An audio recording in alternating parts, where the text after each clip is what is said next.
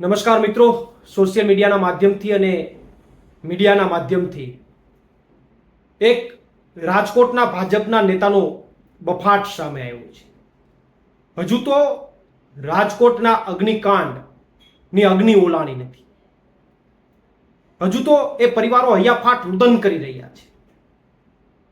હજુ સમગ્ર ગુજરાત શોક મગ્ન છે. ત્યારે દુઃખ વ્યક્ત કરવાની જગ્યાએ, એ પરિવારોને દિલાસો આપવાની જગ્યાએ અને ફરીવાર ભાજપના રાજમાં આવી ઘટના ન બને એની તકેદારી રાખવાની જગ્યાએ ભાજપના જવાબદાર નેતા રામભાઈ મોકરિયા મીડિયા કર્મીઓની હાજરીમાં, મીડિયાની હાજરીમાં જે જાહેરમાં ન બોલી શકાય એવા શબ્દોનો પ્રયોગ કરી રહ્યા છે, જે મને લાગે છે કે એની નબળી માનસિકતા અને ભાજપની નબળી માનસિકતાના દર્શન કરાવી રહી છે. સાહેબ, આ સમયે આવા શબ્દો કઈ રીતે નીકળે?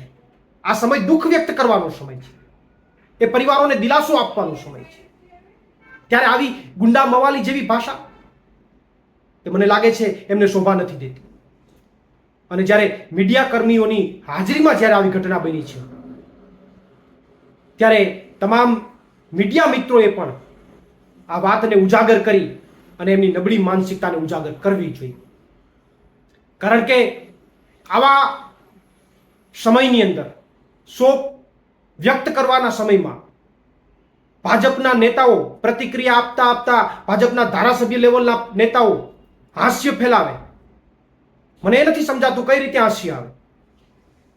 જ્યારે વાત કરીએ તો દુઃખ થાય, દર્દ થાય, રુદન આવે અને એની જગ્યાએ તમને હાસ્ય આવે.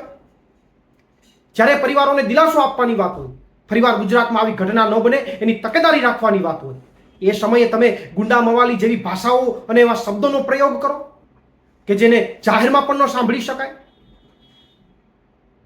ત્યારે મને લાગે છે કે આ ભાજપના નેતાઓને અને રામભાઈ મોકરિયાને સત્તાનો પાવર ચડી ગયો છે. ત્યારે એ રામભાઈ મોકરિયાને હું ચેલેન્જ પણ આપું છું કે તમને સત્તાનો પાવર અને સત્તાનો જો નશો ચડ્યો હોય ને, તો એક દિવસ ચોક્કસથી એ સત્તાનો પાવર અમે ઉતારીશું. પ્રવીણ રામ, ફ્રન્ટલ પ્રદેશ અધ્યક્ષ, આમ આદમી પાર્ટી.